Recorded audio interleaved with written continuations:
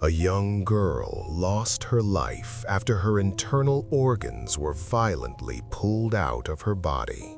It all began in a swimming pool, a place that looked harmless, safe, and designed for children. But hidden beneath the water was a danger no one warned her about. What happened to this child would later be remembered as one of the most horrifying pool accidents ever recorded. This is the tragic story of Abby Taylor. This video demo is the property of VL Tape Society. A little girl stood at the edge of a swimming pool while a red-colored fluid slowly ran down between her legs. Her name was Abigail Rose Taylor, known by her family as Abby. She was only 6 years old. That day, Abby was playing in a shallow children's pool inside an exclusive golf club. The water barely reached her knees. Lifeguards were on duty. Everything about the pool suggested it was safe, but inside that small pool, something went terribly wrong, and it had nothing to do with drowning. Abby had been sitting calmly on the pool floor. What no one realized was that she was sitting directly on top of the pool's drain cover. Without warning, the drain cover suddenly came loose. In an instant, a powerful suction force pulled Abby's body downward from underneath.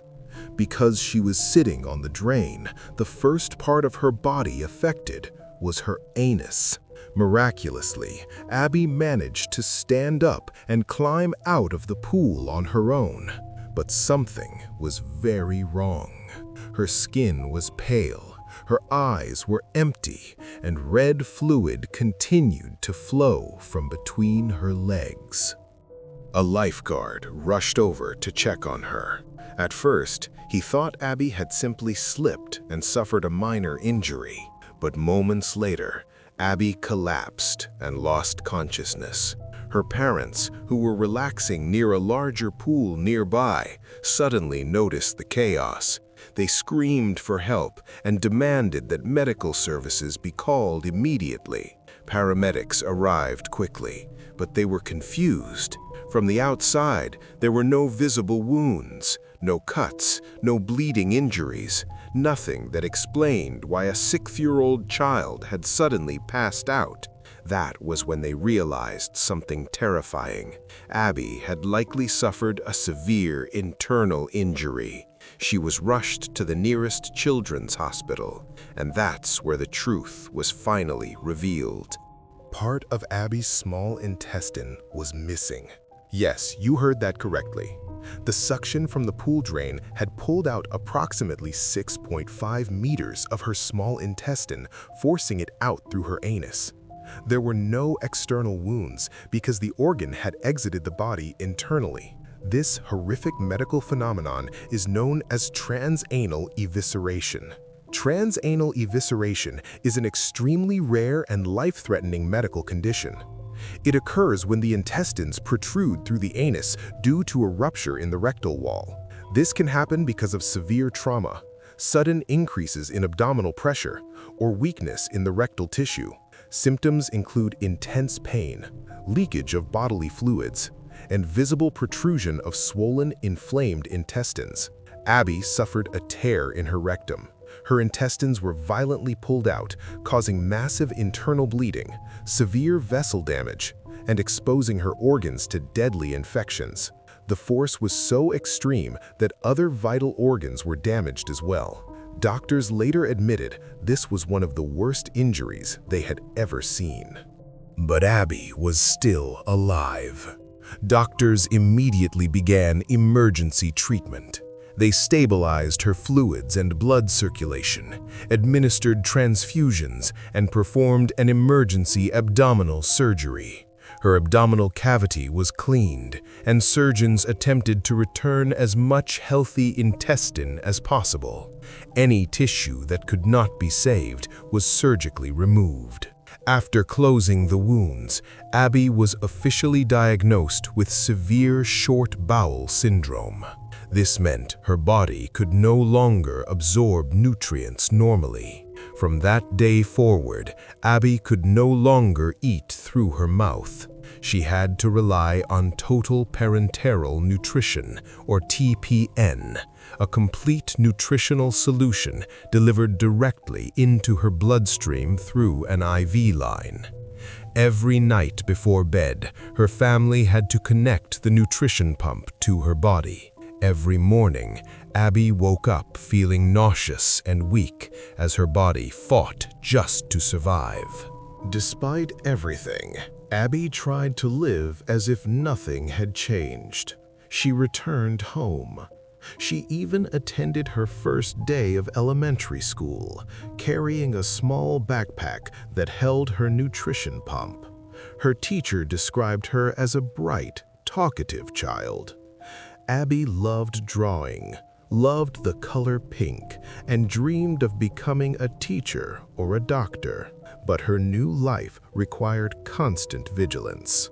Her parents had to stay alert 24 hours a day.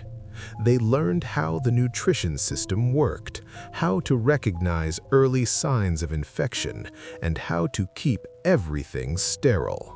Because Abby's immune system was weak, even a minor infection could be fatal. Every fever, every sign of fatigue meant an emergency hospital visit. Within just a few months, Abby had been hospitalized more than 30 times. She underwent 16 surgeries, along with countless treatments and procedures. Her once active little body now spent most of its time in a hospital bed. Her condition continued to worsen, but one thing never changed: her spirit. Her family said Abby was like a little angel, fighting on even when her body was close to giving up. But doctors knew the truth. As long as Abby did not have a functioning digestive system, her life would always be in danger. There was only one hope left: an organ transplant. Doctors knew that without a functioning digestive system, Abby's life would always be hanging by a thread. There was only one remaining option: an organ transplant. But this was not a typical transplant. The damage inside Abby's body was not limited to her small intestine alone. Complications from the original trauma and repeated infections had affected other vital organs as well. After long discussions, the medical team reached a difficult conclusion. Abby would need 3 organs transplanted at once: her small intestine, her liver, and her pancreas. This type of surgery is extremely rare. The risks are enormous, and the chances of success are statistically low. But without it, Abby's chances of survival were almost non-existent. Her parents were faced with an impossible choice. In the end, they decided to go forward because even the smallest hope was still hope. After months on the donor waiting list, the call finally came. A compatible donor had been found. The transplant surgery lasted more than 10 hours. Doctors worked to replace Abby's organs that had been destroyed by trauma and repeated infections. Against the odds, the surgery was successful. The donor organs were accepted, and Abby's body began to show positive signs of recovery. For the first time in months, hope returned. Abby was able to live without her nutrition pump for several days. She smiled, she laughed, she even drew pictures again, including a drawing of her dream house, the place she wanted to live in someday when she grew up. For a brief moment, it seemed like Abby might finally have a normal life again, but that happiness did not last long. Organ transplants carry a serious risk. At any moment, the body can reject the new organs. To prevent this, Abby had to take medications that suppressed her immune system. And when the immune system is suppressed, the body becomes vulnerable to viruses, to bacteria, and even to cancer. That is exactly what happened. Just weeks after the transplant, Abby began showing signs of infection. She developed frequent fevers. She vomited constantly. She complained of unbearable pain. Then, doctors noticed abnormalities in her bodily fluids. They ran a series of tests. The results were devastating. Abby was diagnosed with a form of cancer caused by complications from the transplant itself. Despite her fragile condition, Abby had to undergo chemotherapy. Her body, already weakened by surgeries and infections, was pushed even further. Her kidneys began to fail, unable to filter toxins from her blood. Week after week, Abby's condition declined. Her body swelled with fluid buildup. Her breathing became labored.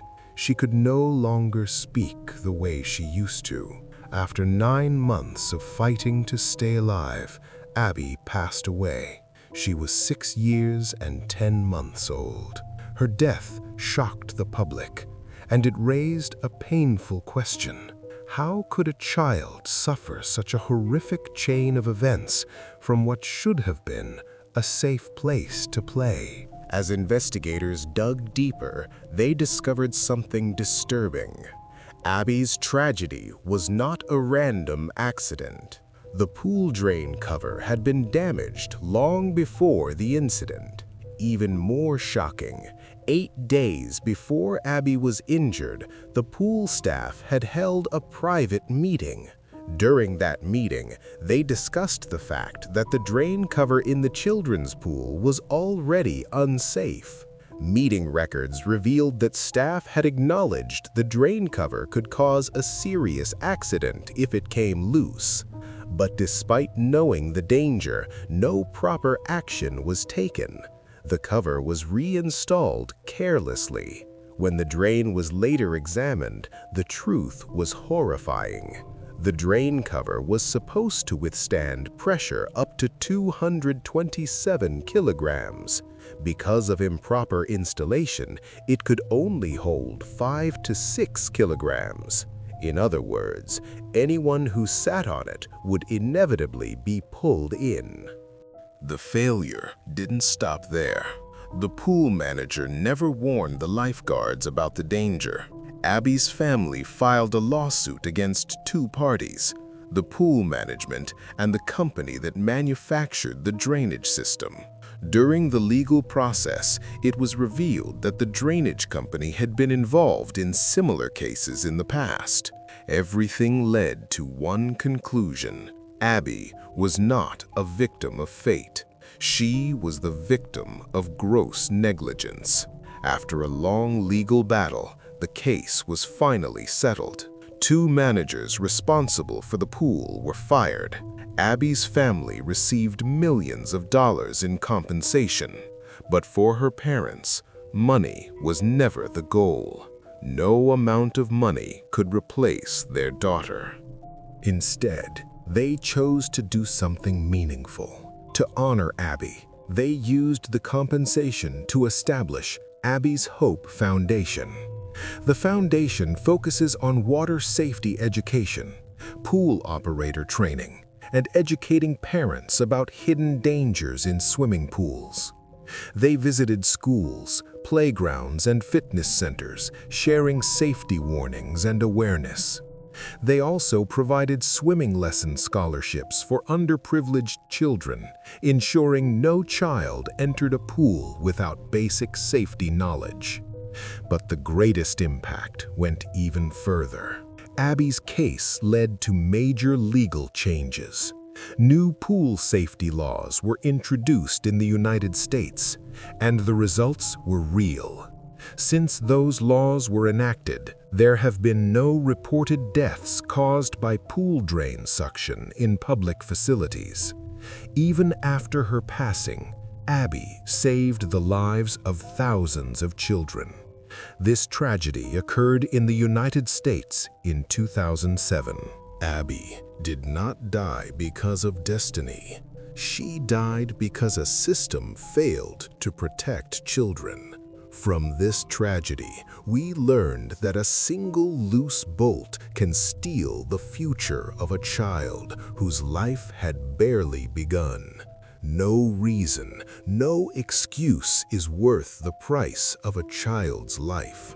But Abby's story also shows us that grief can become action and loss can give birth to hope. Because of one little girl named Abby, the world learned that safety is not a choice, it is a responsibility. And that was the story of Abby Taylor, a child who didn't lose her life because of chance, but because warnings were ignored and safety was treated as optional. One broken drain cover was all it took to end a future that had barely begun. But Abby's story didn't end in silence. Her suffering exposed a system that failed and forced the world to change. Because of her, laws were rewritten, standards were raised, and thousands of children are safer today. Sometimes, the most terrifying tragedies don't come from monsters. They come from negligence. This has been VL Tape Society, documenting the cases that should never have happened but did, and reminding us that behind every regulation, every safety rule, and every warning sign, there is a name, a face, and a life that was already lost. See you in the next tape.